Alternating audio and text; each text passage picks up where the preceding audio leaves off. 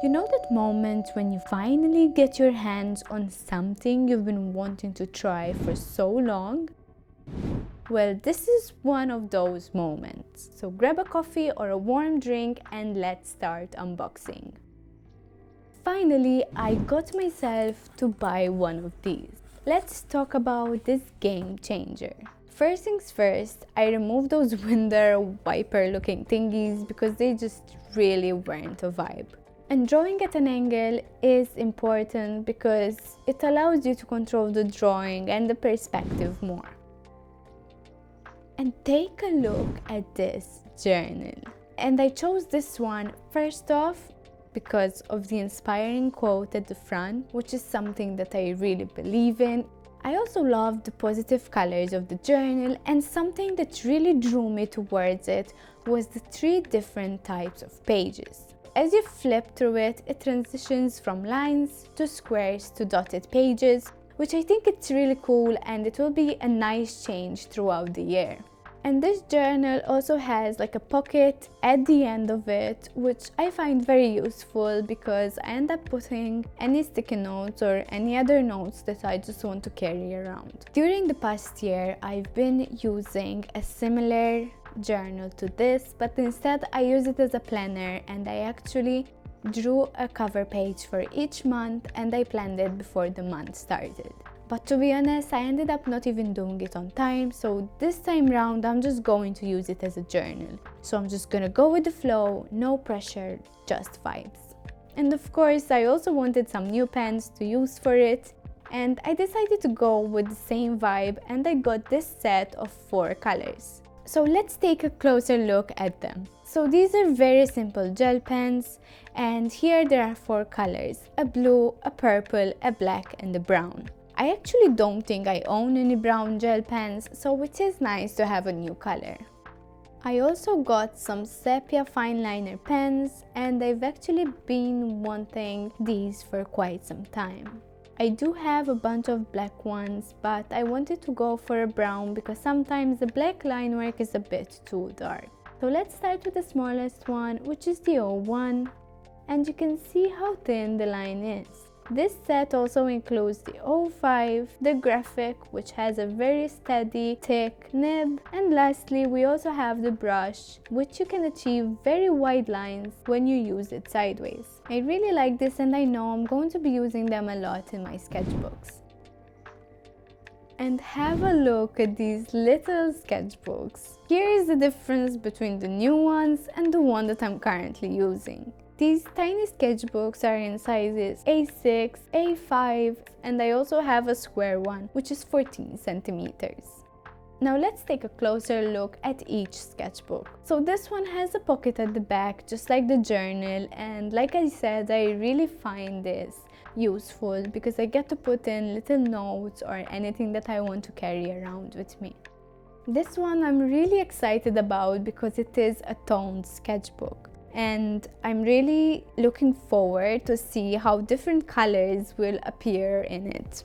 And finally, I decided to get a square one as well because I just love squared sketchbooks.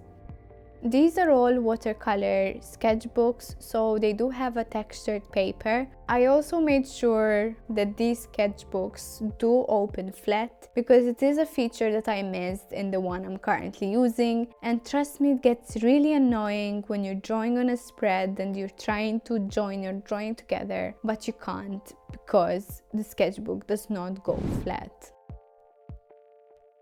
Here I have prepared some watercolored paper for the color swatches, and I've cut these in a way that they would fit in the palette according to the placement of each color, so that it will be easier for me to decide on the colors I want to use, and this way I can also see how they look close to each other. I'm really excited about these. I've been using a very limited watercolor palette for so long now, so it would be really nice to have a variety of colors to work with. And here I prepared 3 water jars to make sure that I keep my brushes clean when I move from one color to the next. This is the 48 color set, which also includes 5 metallic colors. I feel like this set of colors definitely needs a swatch sheet, because when you look at these colors, so many of them look the same when they are dry. Just by looking at the color itself, I doubt that it will show on paper because it does look very light, so I don't think it will show as much. And here you can see them on a sticky note, and now that I look at them on a different background, I think they will create a very nice effect on like black paper or very dark background. Now I want to stress the importance of starting with a bit of colors. One, because it's very cost effective, meaning that you can still do a lot with just, for example, the primary colors. And it's important that you start from these because you will teach yourself how to mix colors, and that is very important to know. You also get a bigger chance to explore different brands and see the one you like most before you dive in and buy all the colors that a particular brand has. So I do suggest that at the beginning you start with a limited color palette. I like that they also kept the same information on the front, on the sides as well, because just in case you don't want to replace the color, or if you need to find more information, you can just look at the side of it. And this way the pens are already labeled according to the color, so it's easier to find them. Now when you're looking for paint and you want to find out if it is good for you or not, or if it lasts long or not, you can just look at the information on their product. Now it could be that with cheaper brands you wouldn't find this information. One is the color name, next is the color code. Obviously the company would have many different paints, so they all have a color code. Some companies also have different series for cost groups, and the series number would be on the paint as well. The next thing which you might be interested in is the light fastness. So this is basically how good the paint is when it comes to fading over time. And this can be graded from 1 to 3, 1 to 4, and sometimes they even use letters, so it's important that you check the specific brand and their grading system. Another type of information that you might find is the durability. So this is basically how long the paint will last, and it's important to know if you are buying big tubes of paint so that you can see what the durability of it is. And next, which is the most important and probably something that most people would look for, is the color opacity.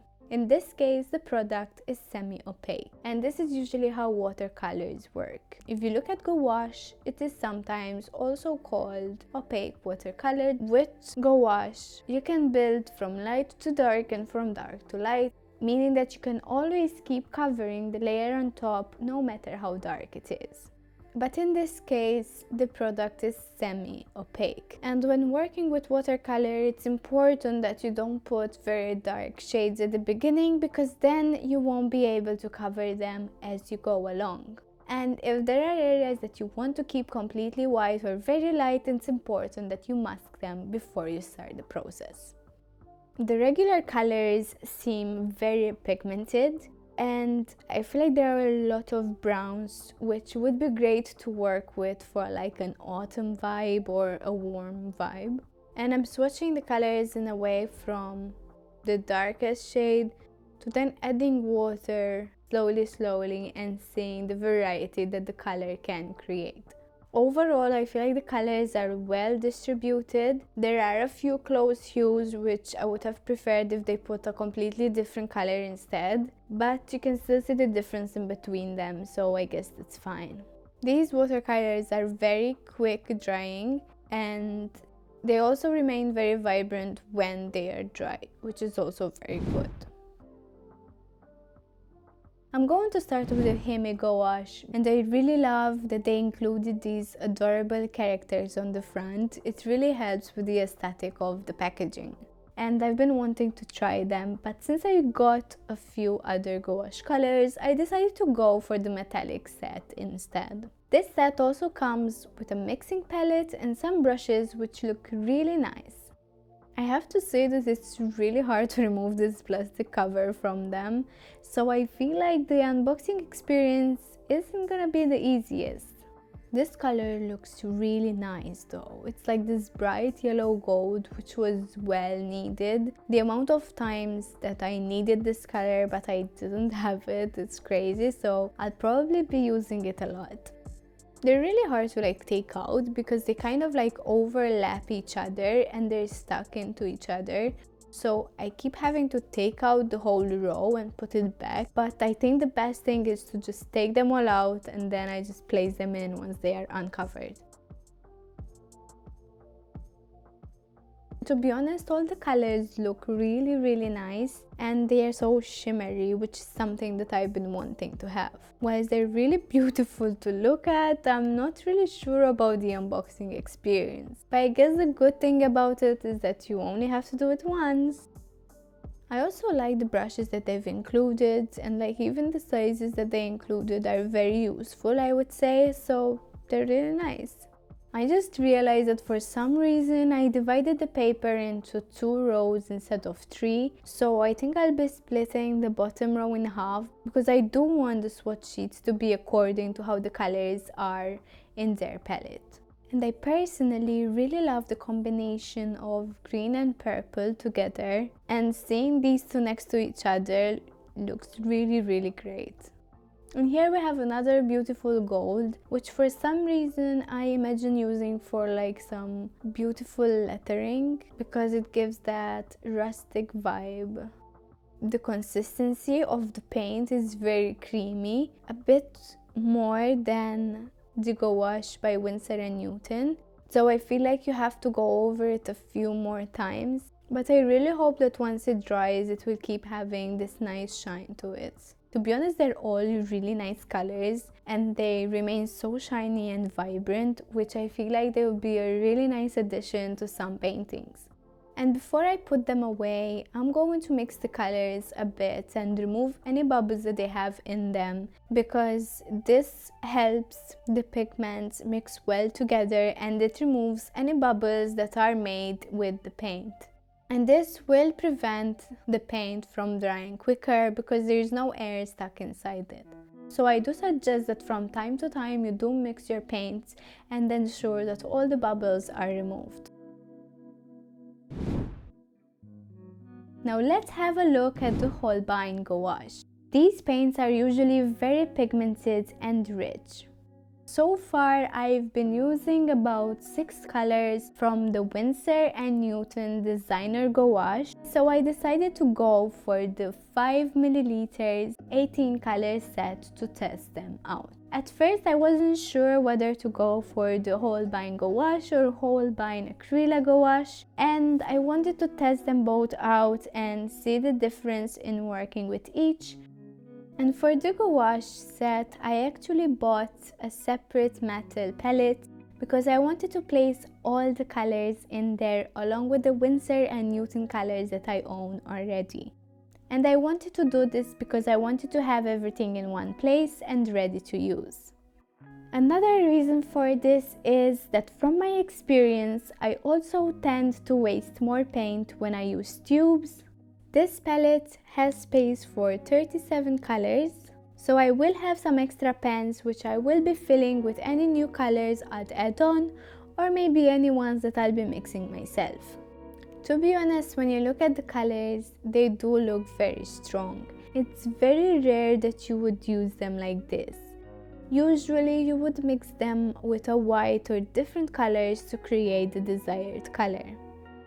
Now with the acrylic gouache, the main difference is the way it dries. So basically the normal gouache can be reactivated with water even after it dries, while the acrylic gouache dries like acrylic, meaning that it is waterproof and cannot be reactivated. However, with both of these, you can build layer on layer. Like I said, the gouache has a more matte and chalky finish, while the acrylic gouache would have more of a glossy finish. With this set, I did want to mention that I do appreciate that they included more white paint, because we do tend to use white paint the most. At the moment, I have an ongoing challenge and I will be editing the video very soon, so stay tuned and subscribe to be notified when it comes out. So this is it, guys. I hope you enjoyed it and I hope that you learned something from this. Don't forget, it's important to start out with a limited color palette so that you teach yourself how to mix those colors. As usual, stay positive and I'll see you in the next one. I wish you all a happy new year.